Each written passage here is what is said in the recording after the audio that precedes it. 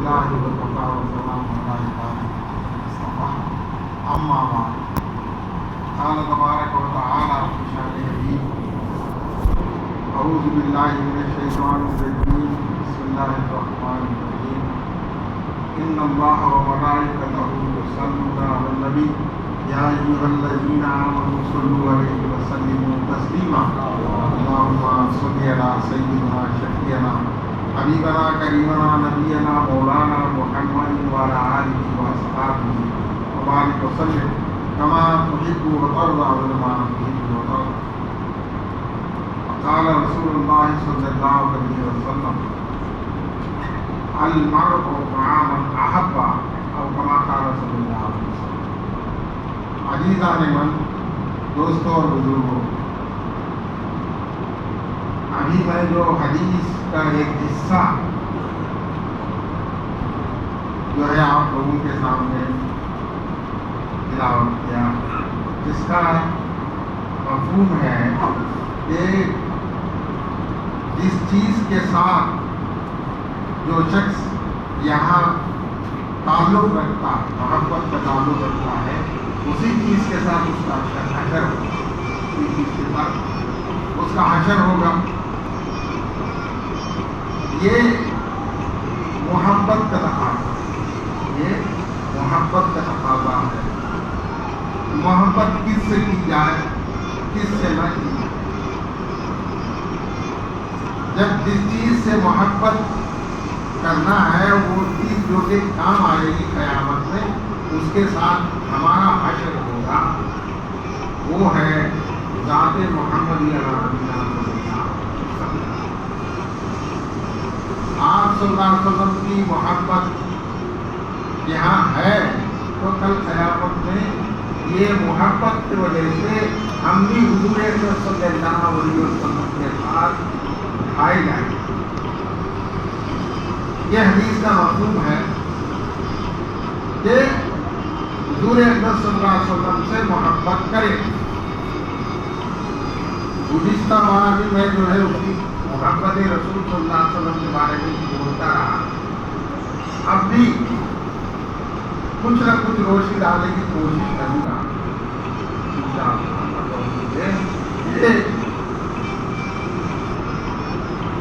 حضور اکبر صلی اللہ علیہ وسلم کے میلاد کا مہینہ بھی آ رہا ہے.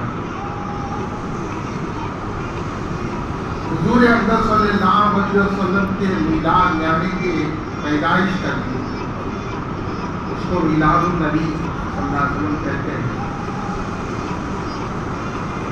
تو بعض لوگ جو ہے اس کو بدعت قرار دیتے ہیں، بولتے ہیں کوئی بدعت نہیں ہے. حدیث کے بارے میں کئی بار بول چکا ہوں، حدیث کس کو کہتے ہیں.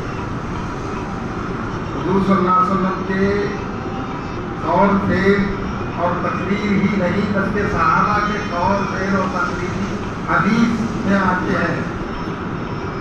تو صحابہ کا عمل ہے، خود حضور صلی اللہ علیہ وسلم کا عمل ہے. حضور صلی اللہ علیہ وسلم کی میلاد کی فضیلت بھی میں بیان کر چکا کہ حضور صلی اللہ علیہ وسلم اپنے میلاد کے وقت میں یعنی کہ پیدائش کے دن روزہ رکھتے تھے. صحابہ نے پوچھا یا رسول اللہ صلی اللہ علیہ وسلم آپ کس لیے پیر کے دن روزہ رکھتے ہیں؟ تو کہا کہ میں پیر کے دن پیدا ہوا ہوں اور مجھے پیر کے دن پہلی وحی آئی ہے تو میں کیوں نہ رکھوں. تو اس سے کیا پتہ چلتا ہے کہ حضور اکرم صلی اللہ علیہ وسلم اپنے پیدائش کے دن کی اہمیت کو جتایا امت کے سامنے. اس کا انکار کرنا فسق ہو جائے گا، اس کا انکار کرنا فسق ہو جائے گا. بعض لوگ سنی سنائی بات سن کر اس کا اعتراض کرتے ہیں، تو علماء حضرات کے پاس جا کر اس کی تحقیق کرنا ہے کیا یہ سچ ہے. علماء کو علماء حقانی، علماء حقانی علماء صوفی ہیں جو ہے غلط علماء ہیں، ان کے پاس نہیں بلکہ علماء حقانی کے پاس ہے. اہل سنت والجماعت جو کہ ہم جس جماعت سے تعلق رکھتے ہیں تو اس جماعت کے علماء حقانی کے بعد جا کر تحقیق کرنا ہے کہ وہ حدیث بتائیں گے. ایسا نہیں کہ روڈ پر چلنے پھرنے والے دین کی دعوت دینے والے اور جو ہے بول دے کہ یہ بدعت ہے. یہ تو جاہل لوگ ہیں, بالکل جاہل ہے, جہالت ہے ان کے پاس. نہ کہ وہ قرآن کا مطالعہ کرے, نہ کہ قرآن کی تفسیر کا مطالعہ کرے, نہ حدیث کا مطالعہ کرے. سنی سنائی بات ہمارے بزرگوں نے کہا, بول دیا یہ بدعت ہے, یہ تو یہ بدعت ہے. یہ ایسی بدعت ہے کہ تم بدعت کرے تو جس کا منانے والا پہلے النبی منانے والا اللہ تبارک و تعالی کون ہے؟ اللہ تبارک و تعالی سب سے پہلے میلاد النبی منانے والا ہے. ازل ابھی کائنات نہیں بنی تو اس وقت میں حضور اکرم صلی اللہ علیہ وسلم کے نور کو منایا اور پورے وہاں جو ہے حضور صلی اللہ علیہ وسلم کی شخصیت کے بارے میں بیان کیا اور پورے انبیاء کو جمع کیا, پورے فرشتوں کو جمع کیا, پوری مخلوق کو جمع کیا. 100-200 کی جماعت نہیں بلکہ کروڑوں کی جماعت ہے جس کے انبیاء کی پورے انسانوں کی. خاص کر کے انبیاء سے مخاطب ہو کر کہتا ہے اللہ یہ دیکھو یہ میرے محبوب صلی اللہ علیہ وسلم ہے, ان کو میں پیدا کرنے والا ہوں زمین پر, ان کو میں پیدا کرنے والا ہوں, اور اگر تم اپنے زمانے میں ان کو پاؤ گے تو ان پر ایمان لاؤ. یہ تمہاری تصدیق کریں گے, تم کو تصدیق کرنا نہیں بلکہ یہ تمہاری تصدیق کریں گے. کب کیا ہے اللہ؟ آپ صلی اللہ علیہ وسلم اس دنیا میں پیدا ہونے سے اول پہلے ہزاروں لاکھوں سال پہلے حضور اقدس صلی اللہ علیہ وسلم کے پیدائش کا ذکر کیا. میلاد کس کو کہتے ہیں؟ پیدائش, تولد ہونا, پیدا ہونا. پیدا ہونے کے دن کا ذکر کون کیا؟ تو اللہ تبارک و تعالیٰ کیا پہلے. اگر میلاد کا ذکر کرنا, میلاد منانا اگر بدعت ہے تو سب سے بڑا بدعتی اللہ ہے. کیا تم بول سکتے ہو کہ یہ بدعتی ہے اللہ؟ تو سب کو بدعتی بناتے ہو, جو کہ اللہ کے رسول صلی اللہ علیہ وسلم کے میلاد مناتے ہیں سب کو بدعتی بناتے ہو. تم خود بدعتی ہو. یہ انکار کی بدعت کو ایجاد ہے, انکار کی بھی ایک بدعت ہے. تو انکار کی بدعت کو ایجاد کرنے والا خود جو ہے بدعتی ہے. بہرحال یہ محبت کا تعلق ہے. حضور اقدس صلی اللہ علیہ وسلم کے سیرت کے بارے میں پہلے کہا تھا ایک بات کہ یہ سیرت کو 3 حصوں میں تقسیم کرنا ضروری ہے. یہ سیرت النبی خبر از مولود النبی, سیرت النبی خبر از مولود النبی, آپ صلی اللہ علیہ وسلم کے پیدا ہونے سے پہلے سیرت اس کا ذکر بھی ہے کہ اگلے امتوں میں حضور اقدس صلی اللہ علیہ وسلم کی بشارت دیتے آئے, حضور صلی اللہ علیہ وسلم کی بشارت دیتے آئے ہیں وہ انبیاء, اور آپ صلی اللہ علیہ وسلم کی جو ہے سیرت کے بارے میں بولتے آئے, آپ کے اوصاف کے بارے میں بولتے آئے, وہ کیسے ہوں گے بولتے آئے. حضور صلی اللہ علیہ وسلم کے پیدائش سے پہلے جو کتابیں ہیں مذاہب دیگر مذاہب, ان کتابوں میں حضور صلی اللہ علیہ وسلم کا ذکر ہے. ان کتابوں میں ہے جیسا توریت میں ہے, زبور میں ہے, انجیل میں ہے, سب میں بھی ہے حضور صلی اللہ علیہ وسلم کا ذکر. ہم کو اوریجنل کتابیں نہیں ہیں بلکہ اس کے ترجمے ہیں, پھر بھی جب ترجمہ کرتے ہیں تو کہیں نہ کہیں چھوٹ ہو جاتی ہے, پکڑے جاتے ہیں. تو توریت میں جو تورا بولتے ہیں, बाइबल के पुराना मुकदमा ओल्ड टेस्टमेंट जिसमें 37 या 46 बाब हैं। क्रिश्चियंस के जो है प्रोटेस्टेंट्स के पास 39 है और कैथोलिक्स के पास 46 है बाप। अगर उनको पूछेंगे प्रोटेस्टेंट्स को कि क्या इसमें कमी जो है आपकी किताब में कमी है, कैथोलिक्स में 7 किताबें ज्यादा है, तो बोलेंगे वो ज्यादा कर लिए हैं जो है। अब उनको जाकर पूछेंगे तो क्या बोलेंगे कि वो कम कर दिए हैं 46। इसी बाइबल में लास्ट जो चैप्टर है, तेलुगु में प्रकटन ग्रंथम बोलते हैं, ये चैप्टर रिविलेशन क्या है, रिविलेशन क्या है, तो उसमें है इस किताब में जो कोई भी कुछ भी अपनी तरफ से जोड़ेगा या जो कोई भी इस किताब में से कुछ भी निकाल देगा तो इस किताब में जो जहन्नम बताई गई है उसमें जाएगा।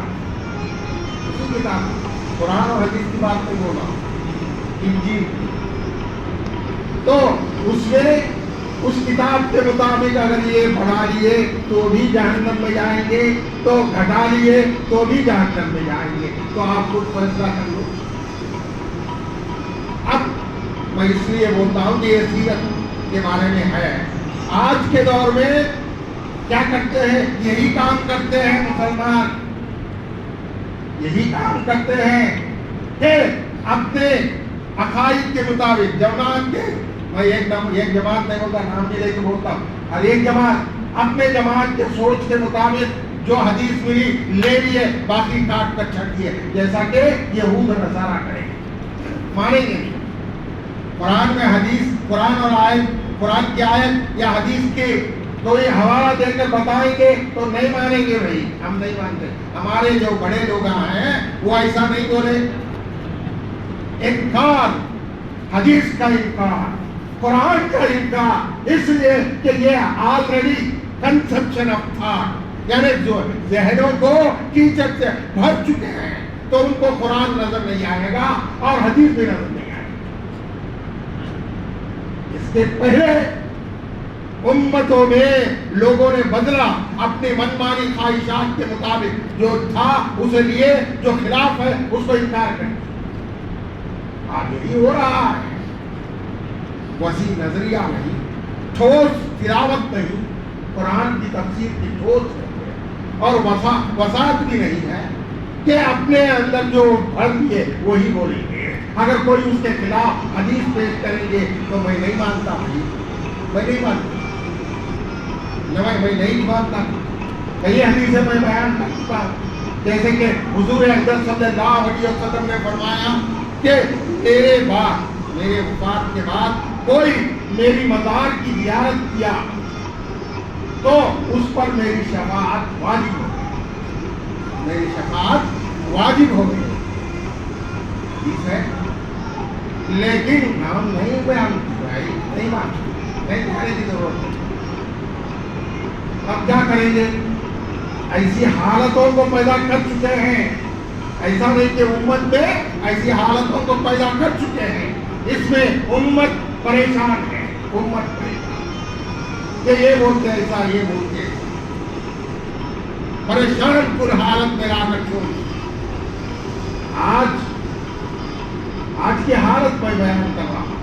लोग जो है लगते हैं, मैं बोलता हूं, जब फलस्तीन की हालत को देख रहे हैं, फलस्तीन की हालत को देख रहे हैं, क्या देख रहे हैं कि उनका मुल्क, उनके मुल्क में दूसरों को बसाया गया और उनको काट दिया गया और नेस्त नाबूद करने की कोशिश कर रहे हैं। लेकिन मुसलमानों को जरा भी ठस से मस नहीं होता, ठस से मस नहीं होता है, इसलिए कि उनके खिलाफ जो सऊदी हुकूमत है ये यहूद और नसारा की औलाद है, यहूद की औलाद है।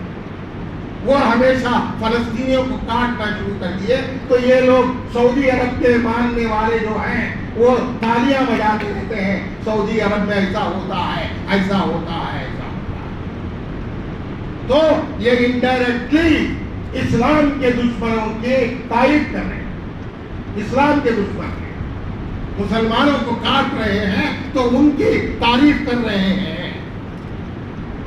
یہ فطرت آ گئی ہے، یہ فطرت آ گئی ہے. جیسا ان کے ملک میں ہمدردی کے ساتھ جگہ دیے ان کو 1948 میں فلسطین میں، تو اب وہ جو جگہ ہے بول رہے کہ ہماری ہے، تم چلے جاؤ. اسرائیل کو کوئی ملک نہیں تھا، لیکن آج جو فلسطین پورا ملک ہے اس میں قابض ہو گئے، مسلمانوں کو کاٹ رہے ہیں. یہ فطرت یہاں آ گئی. ہم جو یہ دیکھیں میرے اوپر غصہ ہے تو بات کرو، ہر بات بولتا ہوں کیا بھی چھپانے کے گھر میں کیا لوگ بولیں گے یہاں تلاوت کریں گے. میں کتاب کی جگہ دیا پہلے مسجد میں ڈھکن دیتے تھے، تو یہاں میں خود ریکمینڈ کر کے یہاں جو ہے جگہ دلایا، تو آج میری مخالفت. اتنا ہی نہیں، ان کی فطرت کیسی ہے، آہستہ آہستہ اسرائیلیوں کی فطرت قبضہ کر لیے تو ایمان کو ہٹا دیتے ہیں. ہمارا عقیدہ نہیں ہٹاؤ، یعنی کہ اسرائیلیوں کی فطرت ہے. اہل سنت کی مسجدوں پر قابض ہو جاتے ہیں، اہل سنت کے آئمہ کو ہٹا دیتے ہیں. چلتا ہے، میں جھوٹ نہیں بول رہا ہوں، جو چلا ہوا واقعہ آج یہاں بھی چلتا ہے، ہر جگہ بھی چلتا ہے. ہماری مانے چلے آہستہ آہستہ اسرائیل جیسا بستا گیا، قبضہ کرتا گیا، یہ کرتے رہے اور اہل سنت والجماعت کے عقائد کے بنیادوں کو کاٹتے رہے. بہرحال حضور اکرم صلی اللہ علیہ وسلم کی محبت کا ذکر کر رہا تھا تو میں بھڑک کر بول رہا بھڑک کر بول رہا کہ حضور اکرم صلی اللہ علیہ وسلم سے محبت اگلی امتوں نے کیا. آپ کی سیرت کے 3 حصے کرنا ہے. ایک سیرت النبی قبل از مولود النبی، سیرت النبی بعد از مولود النبی. دوسرا حصہ سیرت النبی بعد از وصال النبی. 3 حصے کرو اور 3 حصوں میں حضور صلی اللہ علیہ وسلم کی سیرت کو مکمل نہیں پڑھیں گے تو سمجھ میں نہیں آئے گا. ان کی عقل پوچھو، کاغذوں میں پڑھ کر بولنے والوں کی بات مت سنو. پڑھو، خود علماء حقانی کے پاس جاؤ اور ان سے تحقیق کرو اور ان کی باتیں سن کر دوسروں سے جھگڑا مت کرو. بہرحال حضور اکرم صلی اللہ علیہ وسلم کی سیرت بعد از وصال النبی بھی ہے. آپ کے پردہ فرمانے کے بعد بھی سیرت ہے. ایسا نہیں کہ سیرت نہیں ہے. پردہ پہلے آنے سے پہلے جیسا سیرت ہے، حیات کی تو سیرت ہی ہے، والیومس ہے، یعنی کہ جلدے بھرے ہوئے ہیں. بعد از وصال النبی بھی ہے، بعد از وصال النبی بھی سیرت ہے. قبل از مولود النبی میں سے خاص کر کے اب جو لوگ ان کا انکار کرتے تھے، ان کو معلوم ہے تو بولتے نہیں. ایک بار چھالنی طور پر ایک حدیث، ایک صحابی کا واقعہ ہے کہ اس کا ایک سند بس ہے کہ مولود النبی سے پہلے سیرت النبی تھی. ان کتابوں کو چھوڑو، غیر کتابوں کو چھوڑو، لیکن حضور صلی اللہ علیہ وسلم کی سیرت اور احادیث نبوی صلی اللہ علیہ وسلم کے ذکر کو کنگارو تو پتہ چلتا ہے. حضرت سلمان فارسی رضی اللہ عنہ کون ہے؟ حضرت سلمان فارسی رضی اللہ عنہ. پہلے یہ جو ہے مجوسی تھے، فارس تھے. ان کی کتابوں میں دیکھا کہ حضور صلی اللہ علیہ وسلم پیدا ہونے کا وقت آ گیا ہے، نبی آخر الزمان. تو وہ تلاش کرنے لگے کہ پہلے جا کر جو ہے یہودی بنے، لیکن وہاں کوئی بھی بتانے والا نہیں. پھر عیسائی بنے، وہاں بھی بتانے والا نہیں. تو اپنے آپ کو دیکھ کر غلام بنا کر مدینہ منورہ پہنچے اور بعد میں ایمان کا واقعہ تو لمبا اس کا سنا ہوگا. پھر بعد میں ایمان لائے حضور صلی اللہ علیہ وسلم. حضرت سلمان فارسی رضی اللہ تعالیٰ عنہ، جن کو حضور اکرم صلی اللہ علیہ وسلم نے اہل بیت میں قرار دیا اور یہ سلمان فارسی رضی اللہ تعالیٰ عنہ کے مشورے پر جنگ خندق غزوہ خندق چلی ہے، خندق کھودنے کا فن حضرت سلمان فارسی رضی اللہ تعالیٰ عنہ نے بتایا. ایسے جلیل القدر ہے جو ہے صحابی ہے. اس سے کیا پتہ چلتا ہے کہ حضرت سلمان فارسی رضی اللہ تعالیٰ عنہ کو حضور اقدس صلی اللہ علیہ وسلم کے مبعوث ہونے سے پہلے معلوم تھا سیرت. یہ کتابیں چھوڑو، یہ تو انکار کرو گے کیا؟ نہیں انکار کر سکتے، یہ حدیث میں ہے. تو حضور صلی اللہ علیہ وسلم کے مبعوث ہونے سے پہلے سیرت موجود تھی، سیرت موجود تھی دنیا میں، اور اس کے بعد میں تو آئی ہے.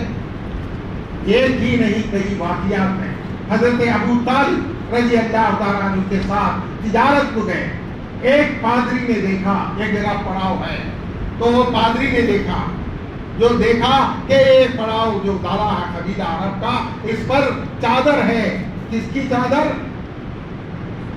ایک روشنی بھری ہوئی ایک چادر، یعنی کہ ابر کا ٹکڑا آئی ہے، چھاؤں میں.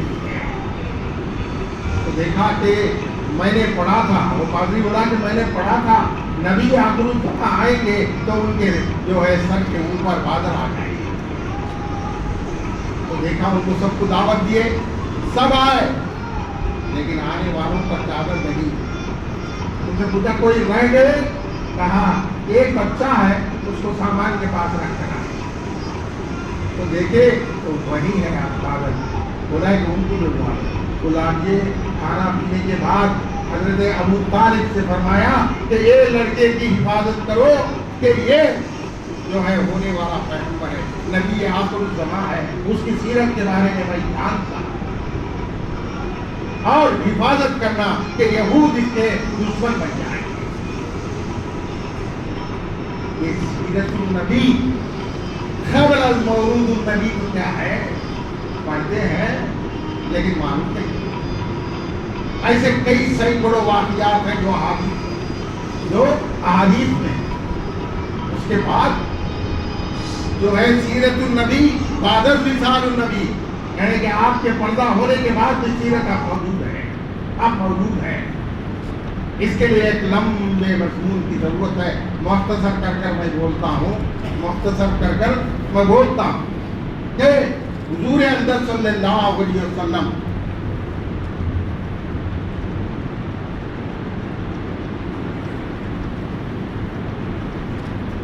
حضور صلی اللہ علیہ وسلم نے فرمایا من رانی فی المنام فقد رأى او کما قال، جس نے مجھے خواب میں دیکھا تحقیق اس نے حقیقت میں دیکھا.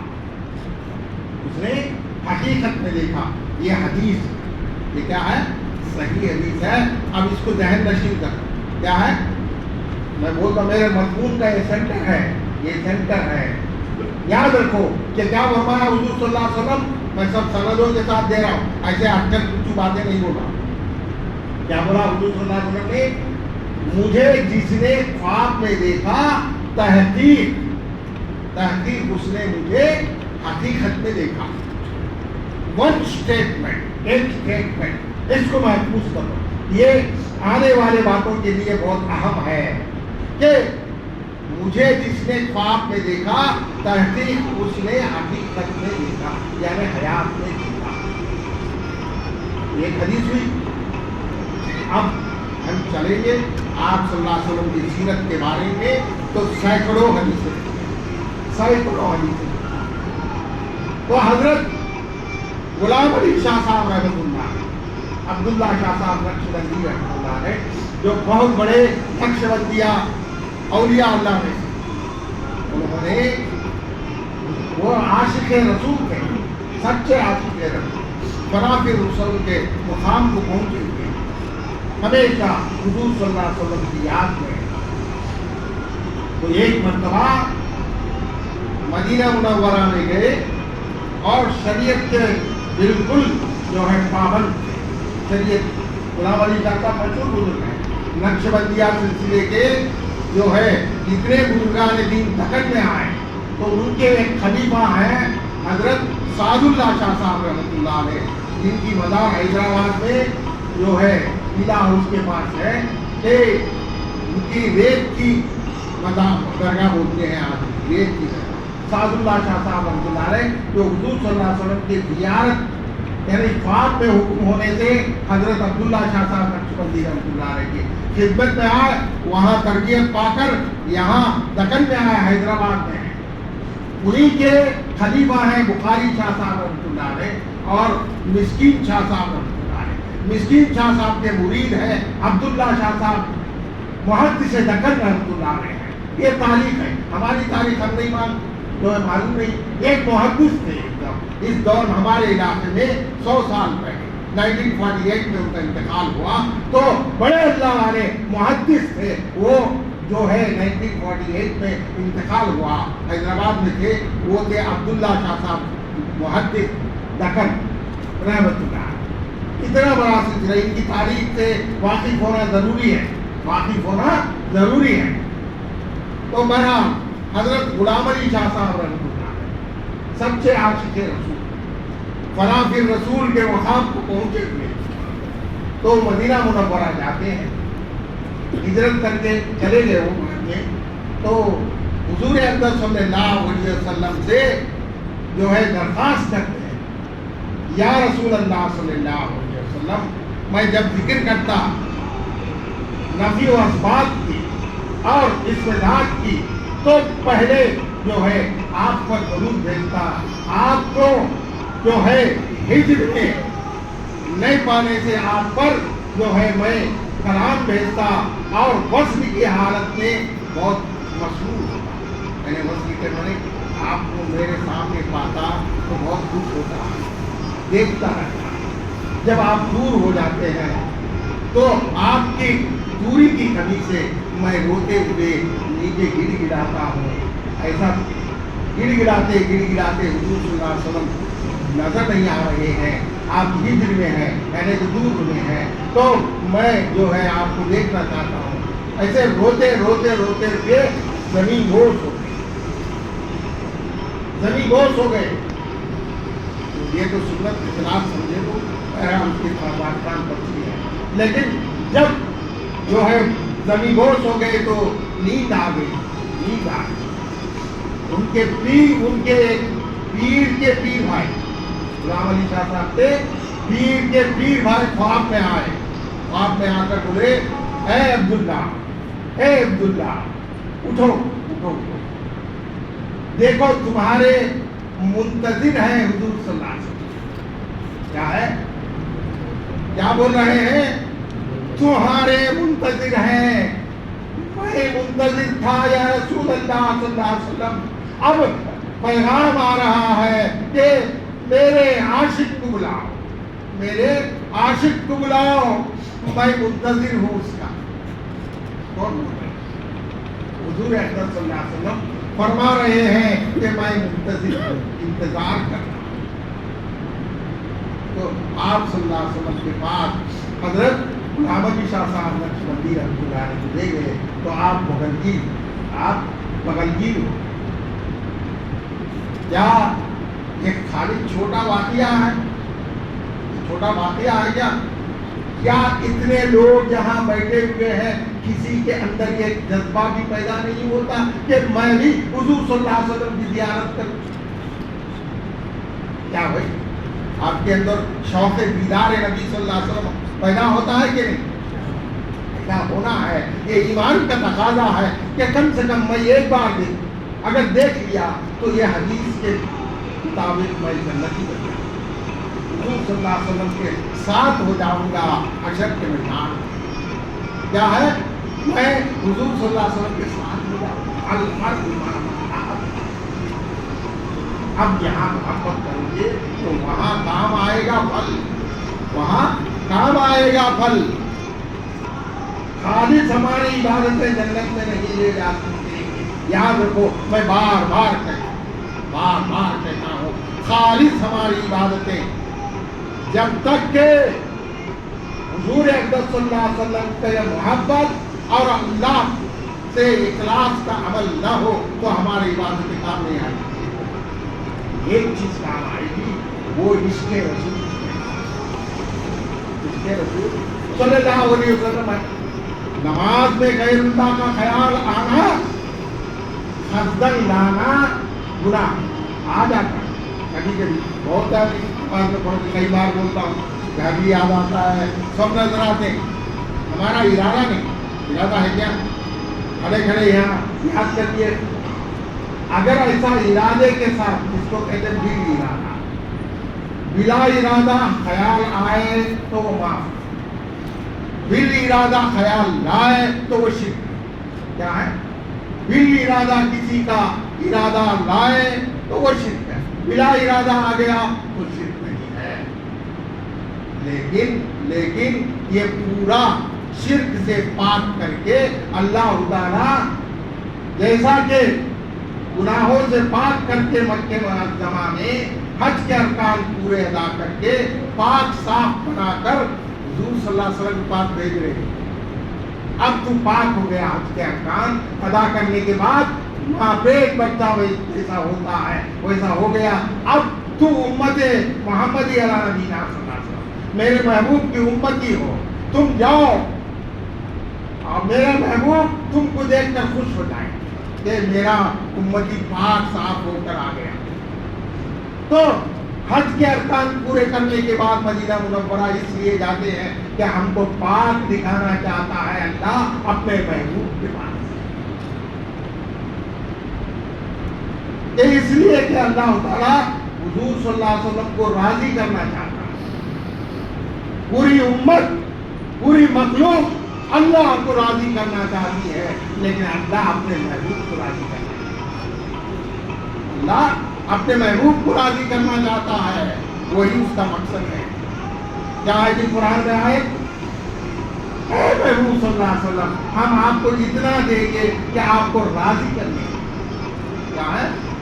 कुरान में क्या कहता अल्लाह, हम इतनी नियामत देंगे कि हम आपको राजी कर लेंगे। अल्लाह का मन चाहे कि हबीब को राजी कर ले, हमारा मन चाहे कि खुदा को राजी कर ले।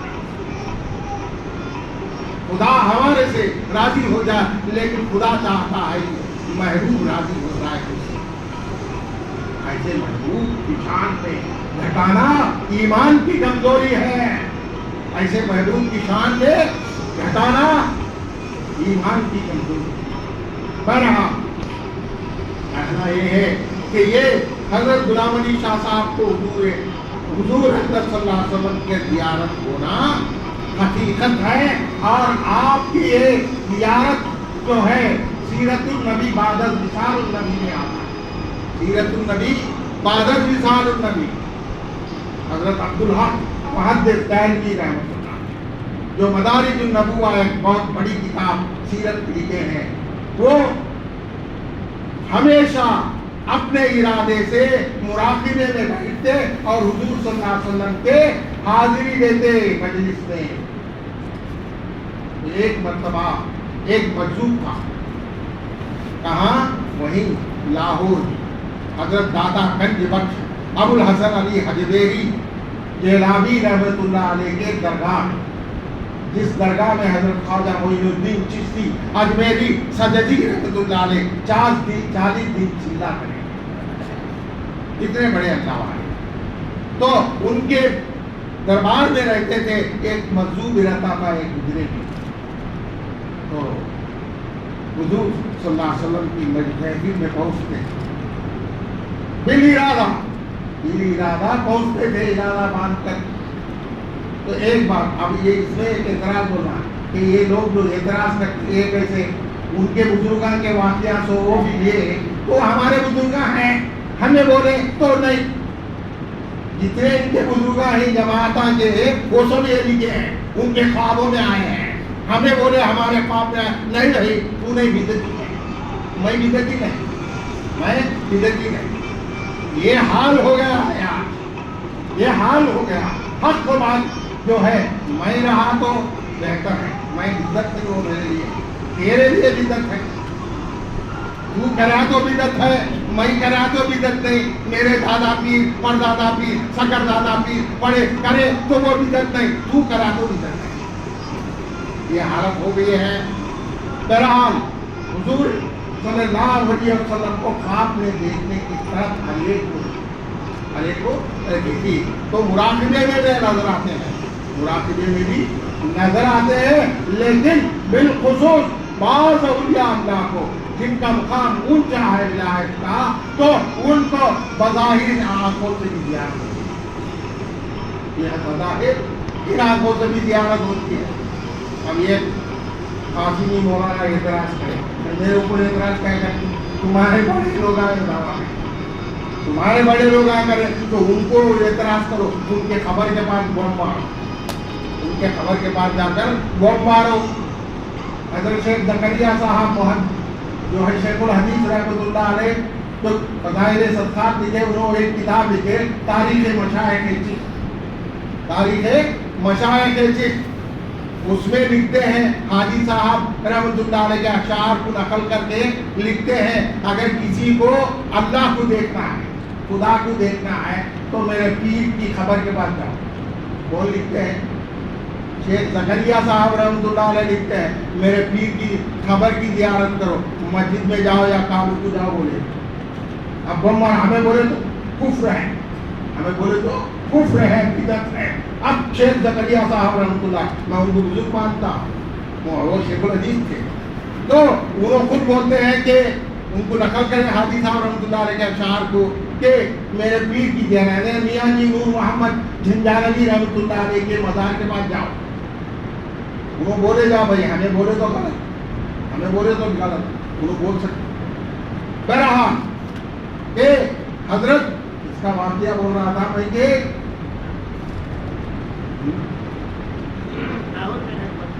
حضرت عبد الحق محدث دہلوی رحمۃ اللہ علیہ کے واقعہ، جو بڑے محدث تھے اور جن کا مقابلہ حضرت مجدد الفسانی شیخ احمد سرہندی رحمۃ اللہ علیہ سے مقابلہ ہوا ہے، ان کے مکتوبات ہیں، مکتوبات شیخ عبد الحق محدث دہلوی، بڑی کتاب ہے، خیر اس میں جانے کی ضرورت نہیں، بہت بڑے عالم تھے، مجدد الفسانی سے مقابلہ ہوتا تھا ان کا، مکتوبات ہے۔ بہرحال وہ زیارت کرتے تھے بھی ارادہ۔ تو ایک مرتبہ ایک مرزوق تھا وہاں، بولا کہ تو میرے سے بیعت ہو جا، ان کی روحانیت کو دیکھا، کہا کہ بیعت ہو جا، نہیں ہوتا ہو۔ ایک بار ایسا ہوا کہ تو اب حضور صلی اللہ علیہ وسلم کی مجلس میں کیسا جاتا ہے میں دیکھتا، تو اس وقت دیر ہو گئی، تو حضور صلی اللہ علیہ وسلم یہ دیکھتے ہیں، نہیں پہنچ سکتے ہیں، باہر ہے، اندر نہیں جا رہے ہیں، یہ سب خواب ہے، خواب حق ہے حضور صلی اللہ علیہ وسلم کی نسبت سے، خواب حق ہے، یہ یاد رکھو کہ حضور صلی اللہ علیہ وسلم کے مجلس میں نہیں جا رہے ہیں۔ تو حضور صلی اللہ علیہ وسلم نے پوچھا کہ عبد الحق کیوں نہیں آئے؟ کہا کیا رسول اللہ صلی اللہ علیہ وسلم، وہ مجذوب جو ہے ان کو روک رہا ہے۔ روکنے کا مطلب یہ ہے کہ ان کے ارادے سے ان کے ارادے کو آڑا ڈال دیا، ارادہ پہنچتا نہیں۔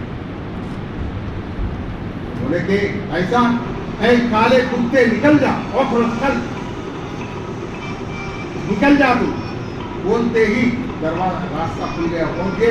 صبح جب اس کا حجرہ کھولے، کیا صبح اس مجذوب کا حجرہ کھولے تو ایک کالا کتا بھاگ گیا۔ یہ سیرت النبی بعد از وصال النبی، یہ سیرت النبی بعد از وصال النبی ہے۔ ایسا نہیں کہ حضور صلی اللہ علیہ وسلم کی سیرت ختم ہوگی، قیامت تک ختم نہیں ہوگی۔ آپ صلی اللہ علیہ وسلم کی سیرت کب تک؟ قیامت تک ختم نہیں ہوگی۔ یہ ایسی سیرت ہے۔ تو عشق رسول کیا ہے؟ محبت رسول اہم ہے، محبت رسول اہم ہے۔ جب تک محبت رسول نہیں تو ہمارے اعمال ہیچ ہیں، ہمارے اعمال ہیچ ہیں، قبول نہیں کریں گے اللہ تبارک و تعالیٰ۔ کوئی بھی عمل قابل قبول نہیں ہوگا جب تک کہ حضور صلی اللہ علیہ وسلم کی محبت ہمارے دلوں میں پیوست نہ ہو، دلوں میں پیوست نہ ہو تو ہماری جو ہے عبادت قبول نہیں ہوگی۔ اب صحابہ اکرام رضوان اللہ تعالیٰ علیہم اجمعین کے اندر وہ محبت، اولیاء اللہ کے اندر وہ محبت، اس کے اندر اولیاء اللہ کے اندر وہ محبت تھی، وہ محبت ہمارے اندر بھی آنا۔ ایک واقعہ بول کر میں اپنی بات کو ختم کرتا ہوں، کافی دیر ہو جائے گا، بہرحال آپ کو 2 منٹ صبر کر لو۔ ایک واقعہ یاد آ گیا جاتے جاتے کہ اب میلاد کا وقت آ رہا ہے، میلاد کا وقت آ رہا. دہلی میں سلطان غیاث الدین خلجی، سلطان غیاث الدین تغلق الگ ہے، غیاث الدین خلجی، سلطان غیاث الدین خلجی کے دور میں ایک بزرگ تھے، سچے عاشق تھے. ان کا نام ہے خواجہ حسین رحمۃ اللہ. کیا نام ہے ان کا؟ خواجہ حسین رحمۃ اللہ علیہ. وہ اپنے خانقاہ کو چھوڑ کر کہیں نہیں جاتے، بڑے اللہ والے. اور غیاث الدین خلجی اللہ والوں کا معتقد تھا.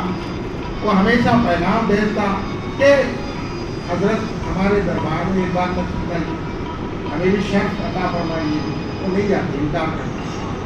اب اتنے میں کیا کہ ایک بار غیاث الدین خلجی کے پاس ایک موئے مبارک ہے. کیا ہے؟ ایک موئے مبارک ہے، حضور صلی اللہ علیہ وسلم کا بال. تو اب مشورہ دیے جو دربار میں ہے، انہوں بولے کہ حضرت عاشق رسول ہیں، اب ایک موقع مل گیا، آپ پیغام بھیجو کہ یہاں موئے مبارک ہے. تو پیغام بھیجے. سلطان وہاں گئے کہ سنایا کہ حضرت دربار میں جو ہے آپ کے بادشاہ کے پاس موئے مبارک آیا ہوا ہے. اچھا. تو فوراً اٹھ کر کھڑے ہوئے، پھٹے پرانے کپڑے، میلے کپڑے، ایک چھوٹی سی سواری لے کر نکلے. تو اس میں بیٹھ کر سوار ہو کر جاتے ہیں. تو غیاث الدین خلجی جو ہے آیا، استقبال کرنے کے لیے آنا چاہتا ہے. بولے کہ یہ کون ہے؟ کھچر کے اوپر آ رہے ہیں، سواری کے اوپر. بولا جس کا انتظار ہے وہ یہ ہے، ایک فقیر ہے. تو اچھا. تو وہ بھی سامنے آیا. بولے یہ اتنا آسانی سے سامنے نہیں آئیں گے، وہ منہ مبارک کا ڈبہ لائے. تو یہ جوش میں آ رہے ہیں منہ مبارک کے لیے، زیارت کے لیے. تو سامنے گئے تو دیکھ لاپاہ ہے اس میں ہے. تو کھولے یہ منہ مبارک کو. سامنے بادشاہ ہے. بادشاہ سے ملاقات کرنا مقصد نہیں. بولے کہ ہمارا مقصد صرف منہ مبارک کی زیارت کرنا ہے.